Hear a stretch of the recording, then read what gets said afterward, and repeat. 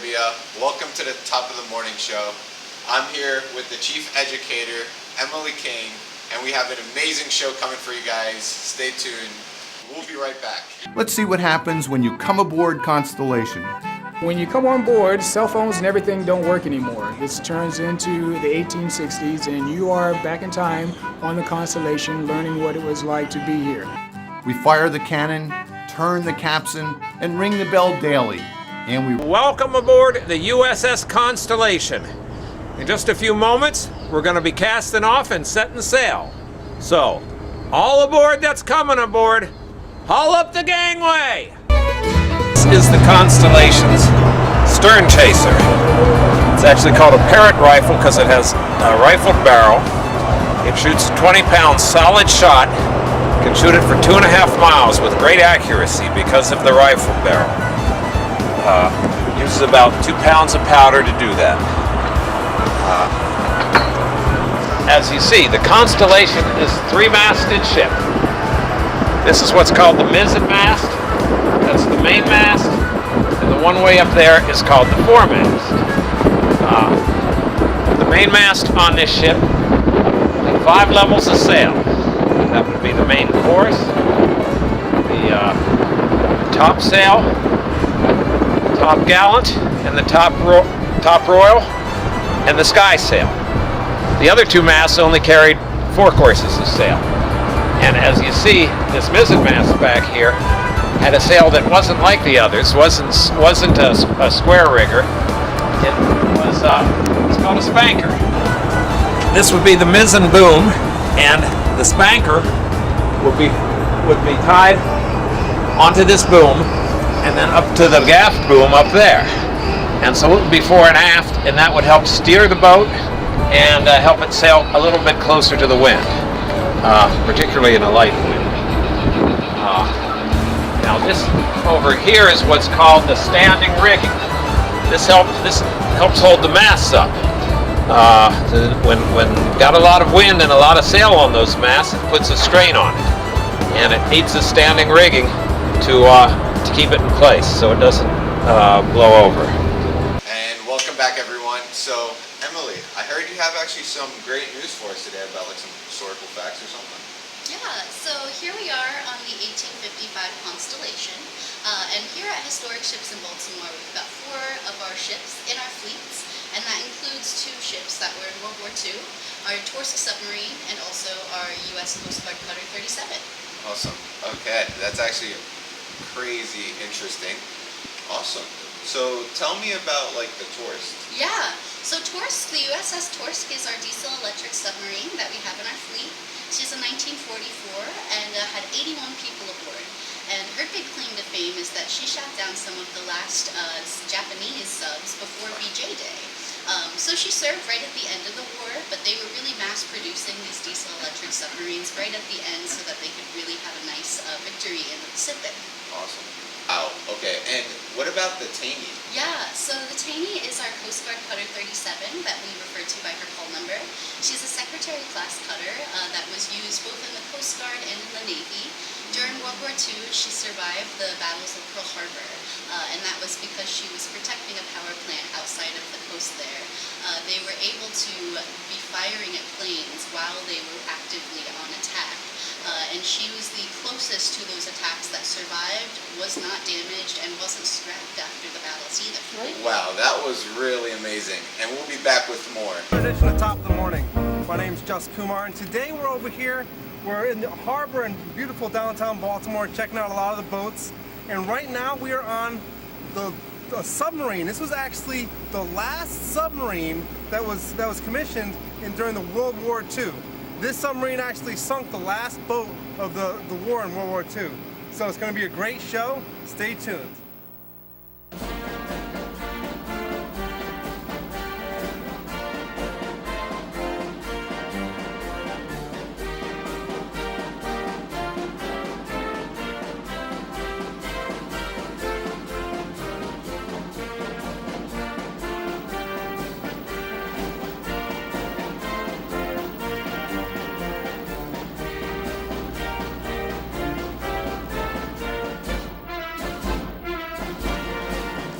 Wow, look at this. I'm hanging out in the middle of a submarine in beautiful downtown Baltimore. I tell you, it's a fantastic day today.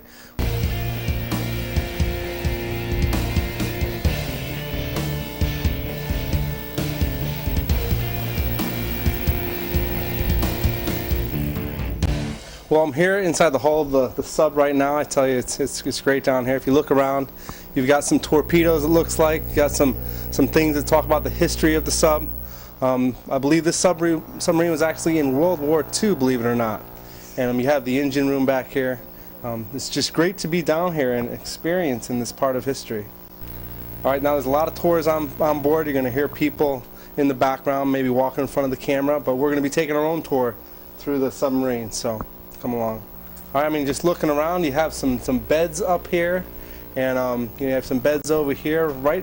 Can you imagine sleeping right on top of a torpedo?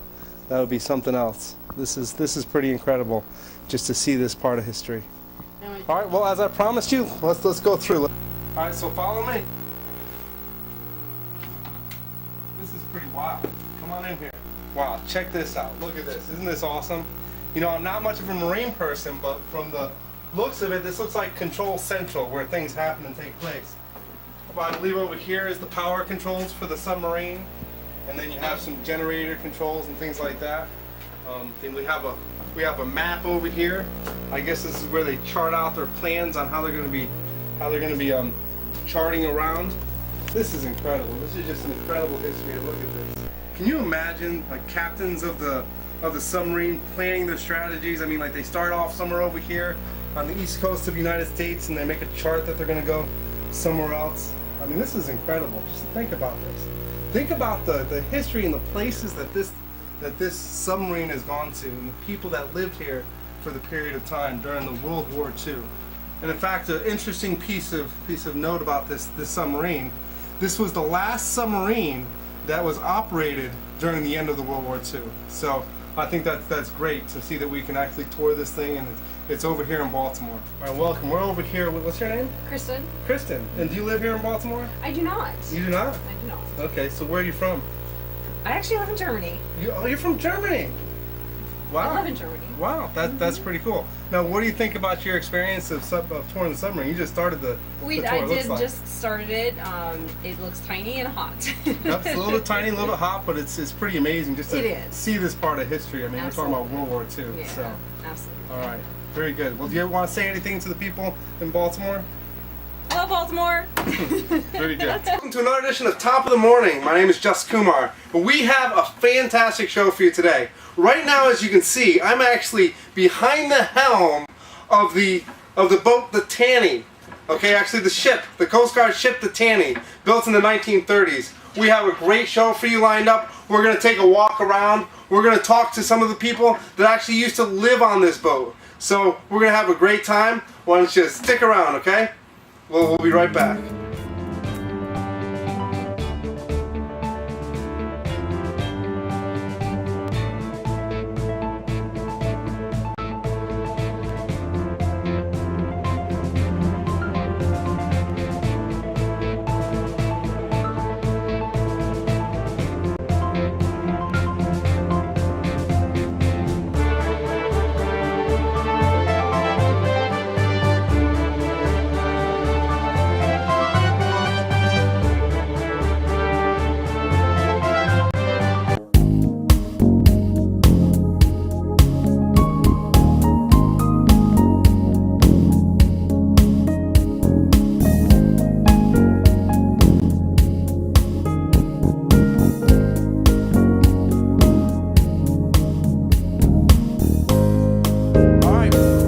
With you as promised, we have Patrick Acquia. Did I say that correctly? Correct, you did. All right, how you doing today? I'm doing great. How about yourself? I'm doing great. Good. I tell you what, I'm just fascinated looking around here. This is an incredible boat we have here. This is the Tanny. What's the full? The Roger B. Taney. The Roger B. Taney. Would be WHEC Coast Guard High Endurance Cutter number 37, the Roger B. Taney. Wow. Yeah, tell us a little bit about the boat. I mean, this was built, you said, in 1943? No, 1935. 1935. 1935. The ship was built in 1935. It was decommissioned December 7th, 1986. It actually has almost 50 years of active Coast Guard service. This has always been a Coast Guard ship. It has a long history. It's been to, it was the command ship at Okinawa for the amphibious landings. It served in Vietnam. This ship also performed the last ocean weather station patrol. This one did the last one. It was before satellite radar for weather. Okay. Different Coast Guard ships would patrol different areas of the oceans around the world and send weather reports back. When we refer to this ship as the Taney, not the Roger B, but mostly the Taney. We also refer to the ship. This ship is 327 feet long and 41 feet wide. She draws about 13 feet of water. We actually, Coast Guardsmen, we refer to our ships by the feet. So if I was to tell somebody what ship I was on, I would say I was on a 327 foot long ship, or 327. They would know that I was on a Secretariat class Coast Guard cutter. Now you were saying this boat was in commission from 1935 when it was built, all the way into the 80s. Well, actually, it was commissioned in 1936. 1936, and it was in service until December 7th of 1986. That's amazing. It's a 50-year history. Correct. All right, so welcome back. We're still here with Emily King. So tell us a little bit about yourself, Emily. Yeah, so I'm one of our chief educators here at Historic Ships in Baltimore. I've been here for about 2.5 years after going to school to work with artifacts and especially ancient art.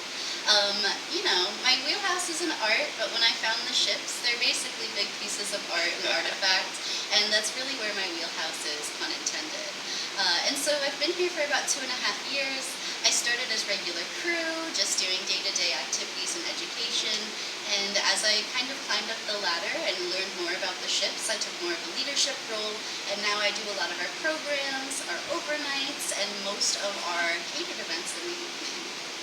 That's actually really interesting. So you just started from just being a regular crew member to now like actually boarding all these ships, seeing these big amazing art pieces, and I do see it as big art pieces as well. So Absolutely, that's yeah. Especially cool. where we're at in Captain's Cabin right now. This is one of the most ornate pieces of the ship. It's got beautiful details that we're constantly having to upkeep and restore and keep her just as beautiful as she was 170 years ago. Yeah, and it definitely, I like the little details that you guys did keep just to leave it that aesthetic feeling, but it definitely is super clean in here and it's like modernized somewhat. Yeah, but thank you. It's not. Yeah, you're definitely stepping back in time when you get Yeah. onto a ship like this. We sit at about 48% originality on the ship, which means that we've restored quite a bit, but we do like to keep her in her original 1860 sleep rendition. So, you know, we try our best to upkeep that. Yeah. And as I was walking in, I actually seen this furniture right here. It reminded me, isn't this like kind of new? Absolutely, yeah. So you might have remembered we did have a big table here in Captain's Cabin for a long time. It served as a great place for us to have board meetings and administrative meetings, but we made the decision that we wanted to make Captain's Cabin a little more accurate to how it would have been if we had a captain living here. And of course that comes along with a bunch of things. We got a smaller table for him. Of course he doesn't have the whole crew here, it's just him and his counterparts. We have some furniture because historically he would have had a little bit more comfort than everybody on board. And of course we add nice fixtures like our chalice, we have a tablecloth, he eats off of fine china, and so we're making it a little bit more historically accurate by making it more comfortable for a captain who would live in here. Wow, okay. And we'll be right back. Don't go anywhere. I hope you guys are learning some amazing stuff as well.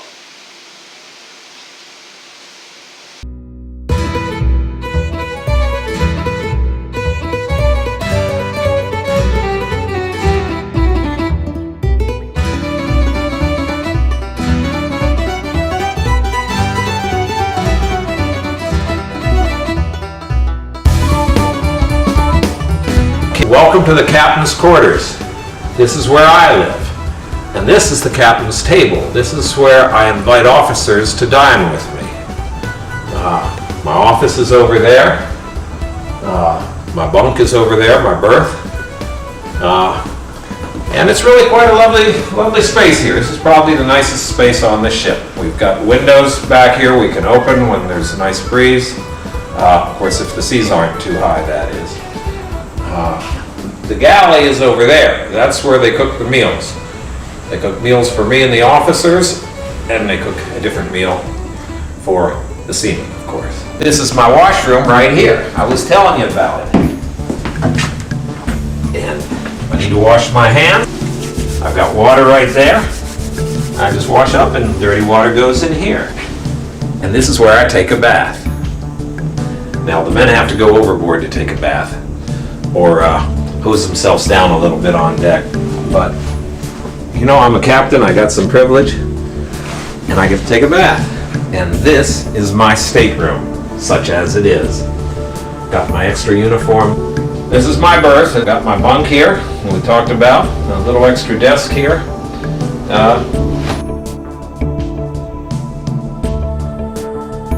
And this is my hutch. I keep some extra clothes and possessions in here. I've got my drawers there for some writing materials. This is the pantry. This is where my cook keeps the provisions that are just for me, that nobody else has access to. And this would be my office. No computer, but we get by. This is the port washroom. You see, I can only use one washroom at a time depending on which tack the ship is on. Because when the ship is on a port tack, that means it'll be leaning that way. When it's on a starboard tack, the ship will be leaning that way. So I got to choose which bath I'm going to take depending on which way the wind is blowing and which tack the ship is on. All right, welcome back. And Emily Kings, I'm actually really curious, I hope you guys as well is too. What got you into all this? Like, why did you want to get into this artsy type of vibe, and especially why like these big, massive ships? Yeah, absolutely. I am a huge history nerd, and I really think that history is an important thing for everybody to get to know. Baltimore is full of history that tells us a lot about the people here, the fixtures we have in the city, and the culture, which is strong. And the best way, in my opinion, to learn about what people were thinking and feeling and experiencing at a time is looking at pieces of art or artifact that was produced by their hands, by their creativity, by their minds and their collaboration. And that's exactly what we do here. Being on an 1855 sloop of war gives you a great insight into how these people lived, what the thought process of putting a ship together is like, and it gives you an ability to be put in their shoes and really feel the kinds of things that they were feeling and thinking, and hopefully it teaches you a little bit about what we can use from this time period to help us in the future. Yeah, no, and I definitely do feel that as well. Like the certain pieces, it seems like there's a certain memory in that time, in that certain point that nobody knows about but those guys. Absolutely. I do want to ask, is there like a certain thing on the ship or any ship that you've seen that was like the best thing you've seen or like pops out to you the most? Yeah, oh, it's a tough decision. My favorite thing that we have on all of our ships is definitely up on top deck. Okay. This ship here, it's our firing 20-pound Parrott rifle. Okay. Now, I am one of the only people in downtown Baltimore that can fire gunpowder and not get in trouble. And that is because we do demos on this Parrott rifle, which is one of the two that the ship would have had as a complement up here. Our Parrott rifle is one of a kind. It was made especially for this ship, and it represents the more accurate type of artillery that they were allowed to have on the ship without the advancements of being able to breech load, knowing much about germs, and a lot about injury and infection. And so it kind of represents the midpoint of a lot of these historical ventures that we will see in the future. Advancements in artillery, advancements in medicine, and of course advancements in engineering. Wow, that was beautiful. I hope you guys enjoyed that as well. We'll be right back. Constellation. There's a grand lady in Baltimore who has taken her rightful place as the Inner Harbor's crown jewel in the heart of the Chesapeake Bay. Launched in 1854 as the last all-sail ship designed and built for the United States Navy, Constellation's century of service embraced the ages of sail, steam, gas, diesel, and nuclear power. Imagine that, launched in 1854 and still afloat. The ship you see here, the sloop of war Constellation, was built at the Gosport Navy Yard in Portsmouth, Virginia, and launched in 1854. A newspaper account from the day of her launch reported that there were 8 pieces of the original frigate Constellation contained within her timbers. The third Constellation was the aircraft carrier CV-64. Launched in 1960, she served until 2003. President Ronald Reagan called her America's flagship. But it's the sloop of war Constellation that's here in Baltimore today, and the Chesapeake Bay has always been central to her story. Throughout her century of service, Constellation served in and out of the Chesapeake Bay. It was kind of like coming home every time she returned to the Chesapeake Bay. She was created here at Gosport Navy Yard. The Frederick Douglass Isaac Myers Maritime Park and Museum, headquarters of the Living Classrooms Foundation, Fells Point, an early American shipbuilding center, and the Fells Point Maritime Museum. And of course, Fort McHenry National Monument, where the people of Baltimore valiantly defended the city from the British during the War of 1812, and Baltimore's own Francis Scott Key wrote our national anthem, the Star-Spangled Banner. So welcome aboard USS Constellation and enjoy your visit to the historic sites of the Chesapeake Bay Gateways Network. All right, and Emily, is there anything else you would like to say, share with us, a way for them to possibly contact you? Absolutely. So here at Historic Ships in Baltimore, we are always located down in the Inner Harbor. We're open every single day, and most of the things that we do around here in terms of ship restoration and programs is funded by ticket sales. Awesome. We are forever grateful for all of the patrons who have kept us a part of the Baltimore skyline since 1955, and we hope that she can live here for the rest of her days. All right, and I think that concludes. Thank you guys. I hope you guys enjoyed, and that was the Top of the Morning Show. Thank you so much. Yeah, of course. Great to You're meet welcome. you.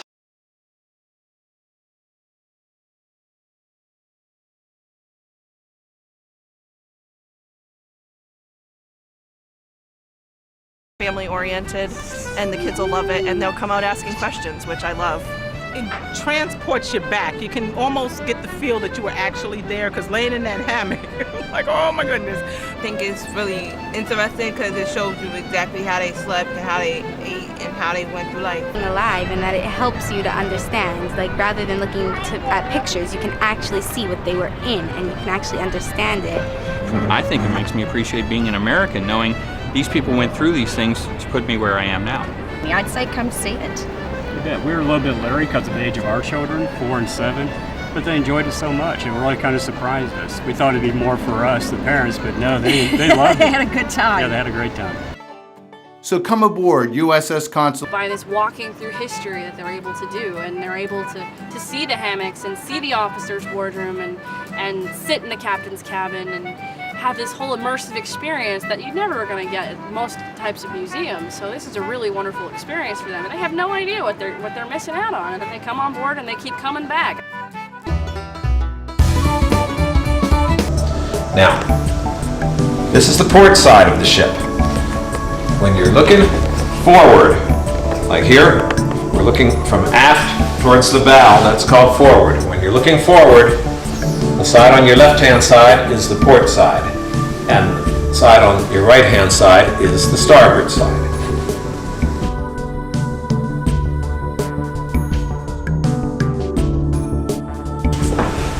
And this is the main deck I told you about. You see the guns I told you about, the 62-pounders. We showed you the capstan upstairs. This is the same capstan, so we can get more men pulling it. When you've got them hauling upstairs, you can have some more men down here hauling it if you need them.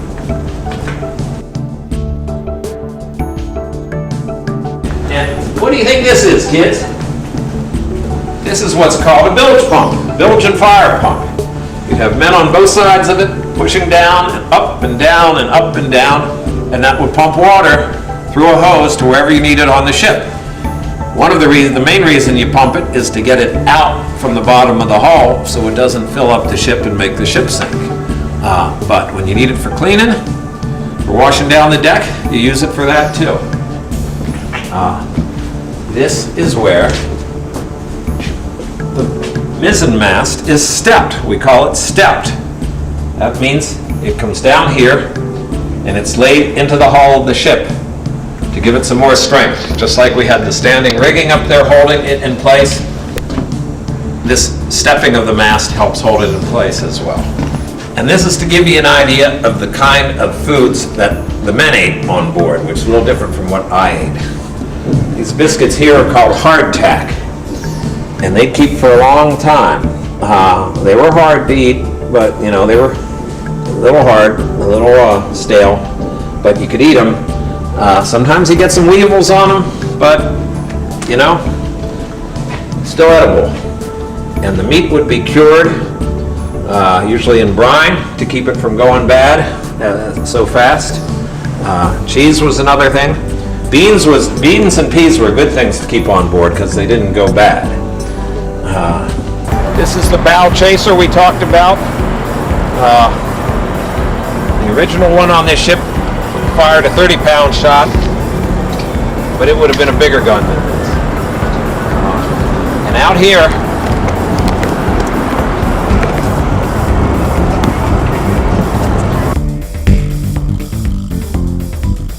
the anchors would have been mounted here, and as you know, when the boat's not at dock, but you want to keep it in one place overnight, you anchor the boat, like in a harbor. And the crew would go out, and they'd drop the anchor, and that would hold the boat in place.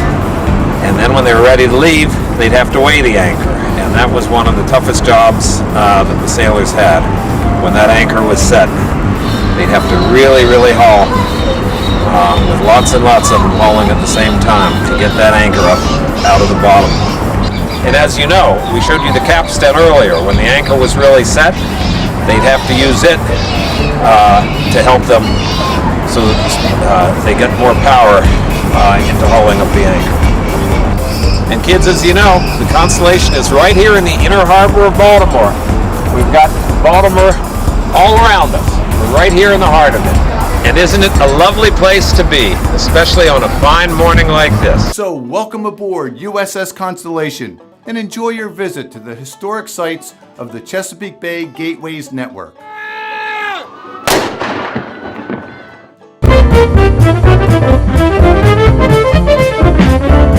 Thank you.